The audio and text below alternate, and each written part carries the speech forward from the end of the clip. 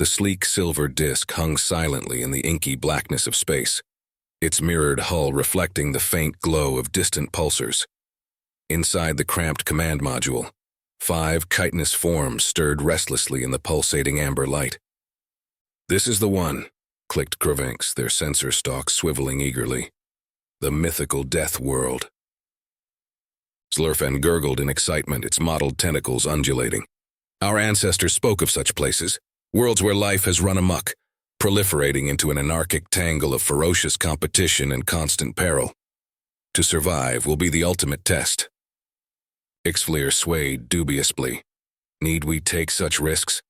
Have we not already attained the highest transcendental state of our civilization?" "Bah," scoffed Kravinks. "You sound like a newly molted hatchling clinging to the nursery vat. Where's your thirst for growth, your hunger for the unknown?" Its sensor stalks fixed on Ixflir in rebuke. Before the skeptic could respond, Zolorfen flipped open the comm panel. "Deathworld Control. This is the exploration vessel VCAN-X length requesting bioscan and entry vector." A burst of static crackled through the speakers, resolving into a gruff voice. "This is Earth Air Traffic Control. State your business." Zilarafen paused, its bioluminescent spots pulsing rapidly as it struggled to process the strange syllables. "We are explorers, seeking new experiences." A derisive snort sounded over the comm. "Well, you've certainly come to the right place, alien buddies. Buckle up. It's going to be a wild ride." The voice grew muffled, as if the speaker had turned away. "Hey, Frank, get a load of this. We got some thrill-seekers from the cosmos looking to take a stroll on the old death ball." "Bring 'em on in," a second gravelly voice chimed in with a wheezing laugh. "Let the fun begin." The others exchanged uneasy glances as the first voice returned. "You're cleared for atmospheric entry. Coordinates incoming. Don't blame me if your brains melt." Zilorfen studied the flashing trajectory on the navicomp. "Brace for descent." The ship shuddered violently as it pierced Earth's outer atmosphere, the hull heating to a blinding incandescence. Just when it seemed the vessel would be incinerated, they burst through a roiling cloud bank into a lurid crimson sky. Kravinks peered through the scorched viewport at the hellish landscape below. A twisted maze of charred metal stanchions and crumbling ferrocrete foundations, lit by rivers of bubbling lava and drifting clouds of billowing black smoke. "Where is the life?" it murmured in disquiet. The comm crackled again with the first controller's voice. "Welcome to old Detroit, folks. Used to be a human metropolis before the core overload of 38. Nice and hot, just how you like it, eh?" He chuckled coarsely. Zilurfen worked its mouth flaps in agitation. "This is not what we expected. There is no verdant growth, no diversity of—" "Hang on," the controller cut in. "I got some friends who'd love to meet you new arrivals. Sending up an escort party."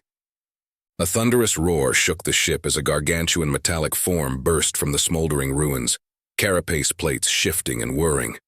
Kravinks recoiled in alarm as a nightmarish visage appeared in the viewport, a cyclopean eye glaring balefully. "Behold the omnivore," intoned the controller in a reverent hush. "That's old Detroit's top dog, king of the Rust Desert. Don't worry, he'll take good care of you." The grotesque juggernaut opened a hatch in its armored belly, disgorging a swarm of skittering, multi-limbed drones. They swarmed toward the alien craft, laser scalpels and grasping appendages whirring eagerly. "No!" cried Zlurfen, realizing their dire peril too late. "Abort! Abort! Get us out of—" But it was too late. The drones attached umbilical clamps and began carving into the hull with surgical precision. Sparks and atmosphere vented as the command module was neatly excised. The 5 explorers found themselves plucked unceremoniously from the ruined bridge and suspended helplessly before the omnivore's malevolent gaze. Its jaws yawned wide, a pulsating maw rimmed with serrated molecular teeth. "Xivlir was right," Kravinks choked out, its sensor stalks drooping in despair. "We should never have come to this Deathworld." The omnivore seemed to study them intently for a moment, sensors whirring and plates reconfiguring with obscene organic sounds. Then it released them without warning. the explorers tumbling heavily to the scorched earth in an undignified heap. Zilurfin raised itself groggily, only to freeze in horror. Where the omnivore had stood now crouched a glistening ebon form, all sinuous curves and rippling musculature. Its aspect shifted fluidly between 1,000 permutations, now a slithering mass of serpentine coils, now a spindly tangle of arachnoid limbs, now a pulsating obscenity that defied comprehension. "So," it purred, 1,000 mouths whispering in sinister polyglot, "you seek the ultimate experience? The profoundest of mysteries?" It flowed around them, an amorphous nightmare given hideous form. "Yes," Zilurfin replied shakily, unable to tear its visual sensors away. "We seek the transcendent truth." The creature languidly reshaped itself again, morphing into a form that caused the explorers to recoil in revulsion. A twisted, blasphemous hybrid of 1,000 genetic strains, a grotesque mass of fused organs and commingled anatomies. "Then gaze into the abyss," it intoned, 1,000 eyes boring into them. "Gaze long into the churning, formless chaos that gave birth to your ordered universe, and understand the hollowness of your reality at last." As the explorers stared into the roiling protean mass, their minds began to fracture and unravel, rational thought itself dissolving in the face of the cosmic abomination's profound, sanity-shattering truth. Zilurfin uttered one final, anguished series of clicks as its form slumped to the ground, utterly broken. "We should never have come." High above, the controller leaned back in his chair with a satisfied grin, popping the top off a can of beer. Well, that ought to keep him busy for a while. He took a long pull, eyeing the blinking message light on his comm panel. Wonder what new freak shows is next in the queue for these poor alien explorers. What can I say? They're the ones who wanted to experience our Deathworld, while the version we let them think is our Earth. The controller chuckled to himself, loading up the next round of programs while trying not to spill his beer. The 5 explorers drifted in the void, their minds shattered into a million fractured shards by the revelation of the abyss. Rational thought had abandoned them, leaving only primal terror in its wake. Zilurfin's stalk eyes rolled sightlessly as it floated, thick ichor leaking from its vents. "Reality. Lie." It gurgled in a looping mantra. "All is lie." Exelir seemed the most intact, its form still retaining cohesion though its bioluminescent spots flickered erratically. "I tried to warn you." It buzzed in a thin, reedy tone, devoid of inflection or accusation. "Should not have come." Kravinx had retreated into a catatonic fugue, its limbs tucked in rigidly as it rocked back and forth. Sensor stalks wilted. The others were not much better, teetering on the precipice of total psychic dissolution. A new sound broke through their hallucinatory spiral, a low thrum that grew steadily louder, surrounding them. Zilurfin's awareness flickered momentarily as a vast shape materialized from the ether, dwarfing them with its immensity. "Behold," a deafening voice reverberated through the void. "The harvester has come for you, ripe minds ready for the plucking." The being defied comprehension, a twisting, ever-shifting colossus of geometries and fractalized planes, kaleidoscoping through 1,000 permutations. As it focused its ineffable consciousness upon them, the explorers felt their last vestiges of sanity slipping away, sucked into the yawning vortex of its transcendent existence. "You crave the truth, the ultimate knowledge?" The godlike intelligence intoned with a thunderous rumble. "Then so be it. Your fragile biologics shall be elevated, uplifted into the higher plane of pure data and energy." Impossibly vast tendrils of scintillating force lashed out, spearing into the explorers' bodies with searing precision.